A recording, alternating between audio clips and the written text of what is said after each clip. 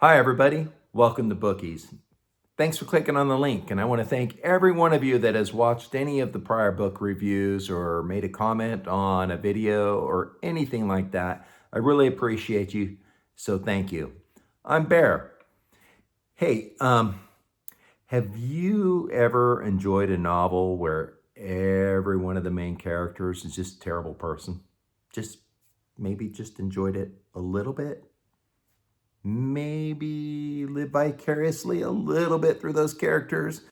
Sometimes it's kind of fun to ignore our better angels. And if you're one of those people, I think you're going to enjoy The Secret History by Donna Tartt. But before we get into that, I want to welcome you to subscribe to the channel. Once this channel is monetized, all that money is going to go to support local libraries and literacy programs. So if you think that's a great idea, jump on board and subscribe. Published on April 13th, 2004, The Secret History is a novel about a menagerie of self-entitled rich kids at a liberal arts college in Vermont. The name of that college is Hampden College. And it seems like Hampden College is more or less kind of a feeder college for kids who didn't have high enough academic achievement to get into an Ivy League, or perhaps didn't have sufficient family ties to go into the Ivy League as a legacy admittance. What I'm talking about here are old money types of people. So the people that used to have extreme wealth but no longer do, but they still act like they do. And then there's also the child of the new rich, somebody that's come up from blue collar background and has become extremely wealthy. So that's earned wealth. And then there's somebody that indeed does represent kind of a Boston blue-blooded aristocrat kind of class. And then we have our protagonist, a transfer student from California, and the kid is poor. I would like to introduce you to Richard Papen, the one of the six that's from the outside looking in on the group. Now, I don't want you to get the wrong idea that these kids are unintelligent. No, quite the contrary. They're actually quite clever. And some of them are brilliant. And some of them, frankly, aren't. And they're all in this insular niche of ancient Greek. All their classes are taken with one professor, Julian Morrow. And it causes them to form kind of a social clique that actually operates more like a cult. And aside from the ancient Greek, they also share two other things. The first is a curiosity about all things, but the second is a complete lack of moral values. Let me ask you one thing. If you did a terrible, awful thing, and then you had a fear that maybe you would be discovered, but if you did an equally awful thing, or maybe something that was even more awful, you could escape discovery, would you do it? For example, would you consider your own liberty to be a higher value than the life of another person? And amongst the excellent storytelling that we are given here by Donna Tartt, she does bake in this moral question. The Secret History has been credited with starting this subgenre of dark academia, but that's not why I like it. Here's why I liked it. One, the characters are completely and utterly despicable. On an objective level, they are. But the great thing here is that Tartt kind of sneaks up on it. Yes, they're objectively very bad people, but she crafts the characters in such a way that you get invested in them.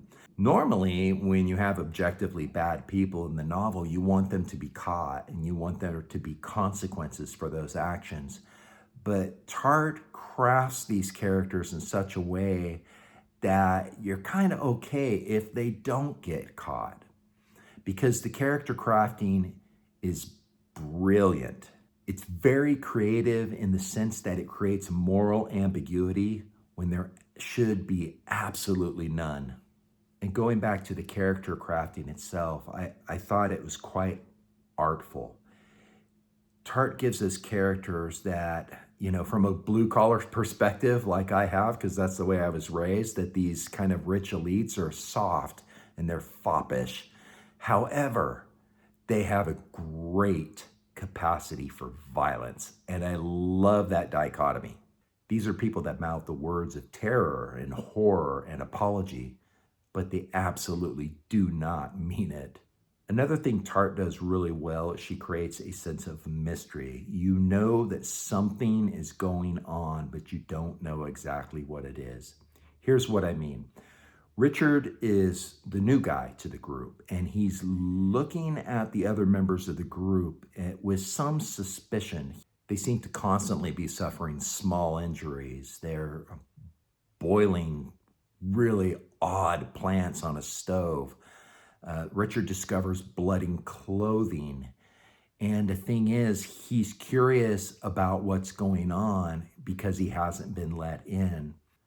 Tartt asks the question, what could they be doing? And why hasn't Richard been brought in? And if he is brought in, what happens to Richard? Does he buy into the depravity that he discovers, or does he pull away in abhorrent terror from what they've done? Tartt dangles these elements of mystery as they ebb back and forth in the prose of this novel. And Tartt is very careful and does an excellent job of only revealing those things that are necessary for Richard and for the reader to know. This keeps the pace moving forward, and it builds in this tension about this casual acceptance of evil. Lastly, I love how the characters devolve into their own private hell towards the end of this novel. It's not a function of discovery or not discovery.